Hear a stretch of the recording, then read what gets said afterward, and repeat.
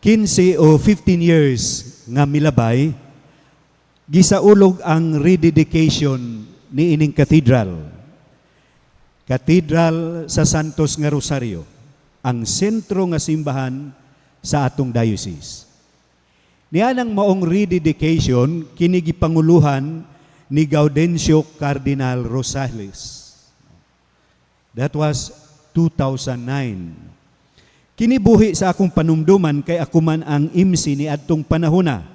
Diha na nga si Father Greg ang rektor, human sa mga enhancement nga gihimo ni ining maong cathedral, ubo sa pagtugot sa Padre Cura nga si Bishop Jose Mangiran.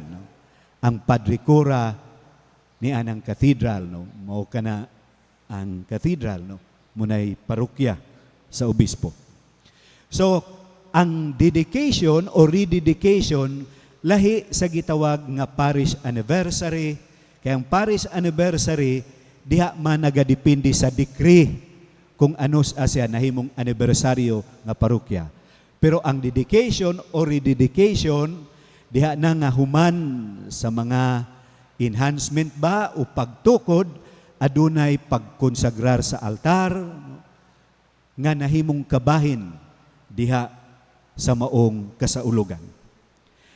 Diha sa kalendaryo liturgical o liturgical calendar, ang maong kasaulugan kanang dedication o rededication gitawag og pista. No, diha sa cathedral gitawag nga pista sa tibuok diocese. Samtang sa cathedral gitawag kini nga solemnidad. Now, ang solemnidad nagpasabot niini nga duna na kini epekto ngadto na sa mga liturgy of the hours nga pagaampuon, no? Nga nagabase sa dedication sa usa ka simbahan. Kung kini sa cathedral, no? Yung nga naman kini tungod sa bili sa cathedral, diha sa kinabuhi sa lokal nga simbahan. Tungod ni anang lingkuranan sa obispo nga gitawag og katedra, munang gitawag din kining atong simbahan nga katedral. Kay ang katedra nahimo mang timaan diha na sa pagtudlo, pagpangulo ug diha sa kinabuhi nga modala kanato sa pagbalaan pinaagi na sa mga pagtudlo, no. Apan labaw sa tanan kining maong kasaulugan, ano na usay teolohikanhon nga rason. In all religions, the temple is the place where the divinity is thought to make itself present to worshipers. Busa diha sa templo, nahimo kining kahigayunan sa panag-ambit ug panaghiusa sa Ginoo ug sa iyang katawhan. Busa kini gipakita diha sa karaang testamento. Diin ang templo sa Jerusalem nahimong timaan ni anang linain nga presensya sa Ginoo ngadto sa iyang katawhan. Mao nang maninguha sila pag-adto sa templo sa Jerusalem. Gikan sa ilang mga pag-ampo sa sinaguga nga makaadto sila, makapilgrimage sila padulong sa templo sa Jerusalem. Apan kining maong templo, kung atong hinumduman, lumalabay o gipulihan dili sa usa ka edipisyo, apan diha sa lawas ni Kristo ug sa iyang simbahan. And this what makes the church as a sign of God with us. Nga ni anang maong simbahan, nahimong timaan ug pahinumdom sa presensya sa Ginoo alang kanato. Kay ikaw, ako, nga mga binunyagan, nga nagkahiusa sa iyang ngalan, siya anaaman sa atong taliwala. Together with Christ, Saint Peter tells us, we are one building. Nga diin siya mao ang cornerstone. Siya mao ang sukaranan. Mo nga diha sa dedication sa cathedral o diha sa simbahan ba, nahimo kining timaan sa simbahan nga gitukod ni Kristo, ang pundasyon ug sukaranan, the foundation and the cornerstone. Ug diha ni anang pribilehiyo mo ang ato usab nga responsibilidad isip katawhan sa Dios, isip simbahan. Kay sa panahon nga atong baliwalaon ang maong realidad, ni anang maong balay alampuanan nga nahimong timaan sa presensya sa Ginoo, sa panahon nga ato kining baliwalaon nga realidad, ang atong balay alampuanan mahimong dapit diin lamang magkahiusa ang mga tao, no? Sama ba sa auditorium, gymnasium, covered court, o merkado. Kung ato ka ng baliwalaon nga realidad. Mo nga kung atong baliwalaon ang realidad sa presensya sa Ginoo diha sa balay alampuanan ug diha kanato nga nagkahiusa, nagkatigom aron sa pagampo, murag anytime we could simply do what we want. Kung gusto kitang magtabi, okay lang. Gusto kitang gamit sa atong cellphone, okay lang. Kay mura ra mag atong nabaliwala ang maong presensya. Ug unsay mahitabo? Maglisod na kita sa pagpatuhop sa pulong sa Dios nga gisangyaw. Kay ang anaa sa atong hunahuna sa pagsimba, maum naman lang ang ato dayong nakita nga bikil. When we lose the sense of the presence of God, ang atong daling makita ang bikil. Ang bikil sa gabasa, ang bikil sa nangulo sa pari, munang ningon ko, nga dunay mga higayon nini, nga kung kininadayan ang atong makita, no, makita na lang dayon nato ang nawong sa atong lektor. No. Unsa po nang iyang kilay diha, wa mag-angay. No.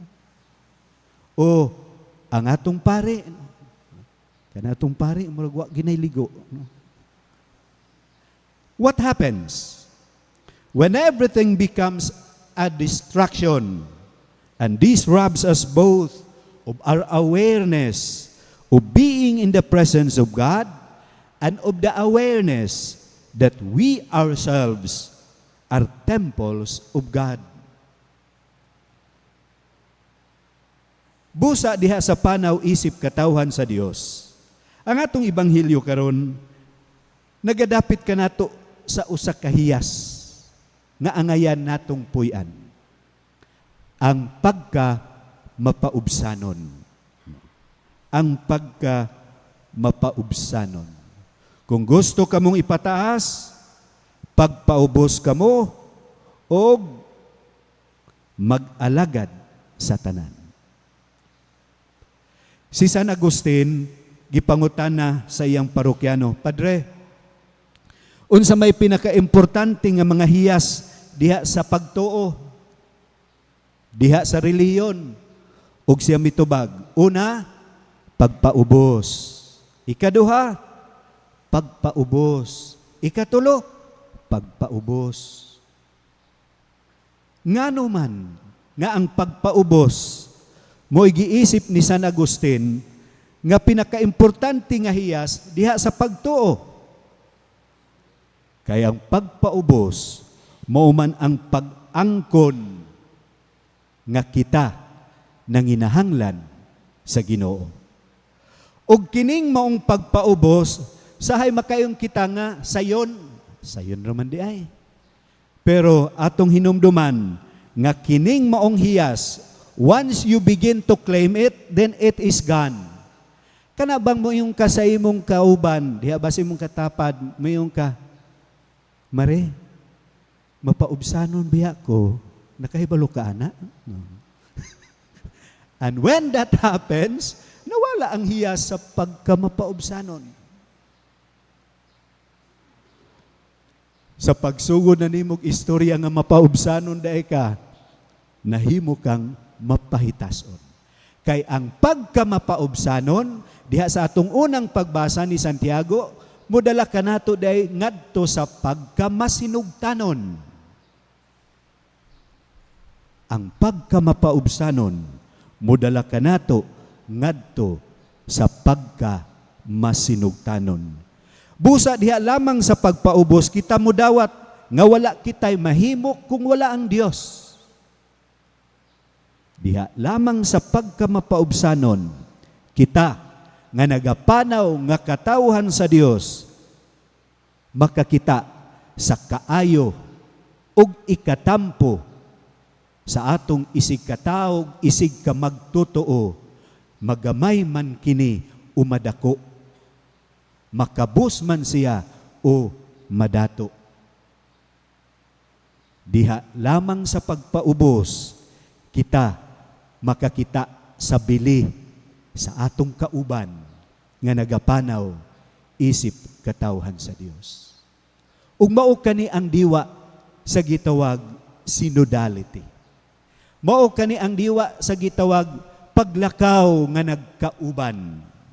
Diha na sa pagpaminaw ug diha sa pagpalig-on nga nagigikan sa atong pagka mapaubsanon. Busa ang atong paghandom ni anang rededication nga nahitabo 15 years ago ug ni anang dedication nga nahitabo nga nagauna ni ini. Sa kada paghandom diay ni ini, ato usab gihandom ang mga tao nga nagauna kanato nga nahimong kabahin ni ining maong simbahan. Sila nga mitampo sa ilang kusog, sila nga mitampo sa ilang bahandi, sila nga mitampo sa ilang mga kahibalo alang sa kalambuan ni ining maong simbahan, ni ining maong katukuran. Busa, diha na nga aniya kita sa nagkatapos, nagkasalop, nga mga adlaw no, sa atong mga pari nga mga na-assign dinhi, ang akong pagpasalamat kanila. Nga ni anang maong mga pagtampo ug mga kakugi nga ilang gihimo no, sa mga pagpangulo sa sakramento ug labi na diha sa kumpisal ug diha sa mga buhat pastoral no, ang atong pagpasalamat kanila. No. Ug kay kita nagapanaw man nga katawhan ngadto sa kahingpitan sa gugma sa atong amahan. Ang akong pagpasalamat kaninyo nga mga leaders sa atong mga kapilya ug niining maong parokya. Diha diay sa atong pagkamapaubsanon nga nahimo kitang nalig-on diha sa atong paghatag sa atong kaugalingon. Diha na sa mga nagkadaiya nga mga ministries, organizations, ug mga devotions ni ining maong parokya. Busa, kaninyong tanan, kita nagkahiusa sa pagpasalamat ngadto sa Ginoo.